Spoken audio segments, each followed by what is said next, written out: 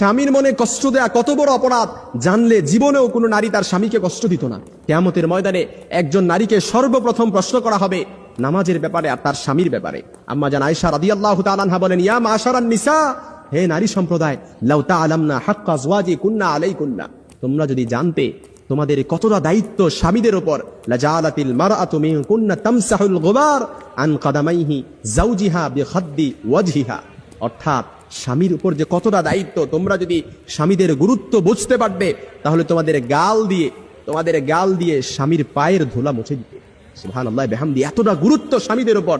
এই জন্য যে স্ত্রী তার স্বামীকে কষ্ট দেয়, যে নারী তার স্বামীকে কষ্ট দেয়, এটা যে কত বড় অপরাধ।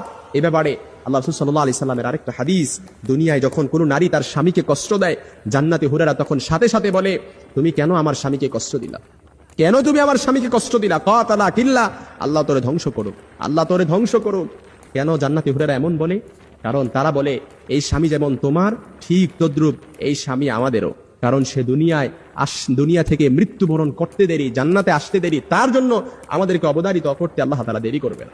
এই জন্য মনে রাখবেন যে নারীরা তার স্বামীকে কষ্ট দেয়। আপনি তো বোঝেন না, আপনি যে স্বামী পাইছেন এটা একটা হীরার টুকরা পাইছেন। আপনি যে স্বামী পাইছেন এই স্বামীর কদর করতে হবে। আল্লাহ রাসূল বলেন, আল্লাহ ছাড়া কাউকে সিজদা দেওয়ার আদেশ আমি দেই না, তবে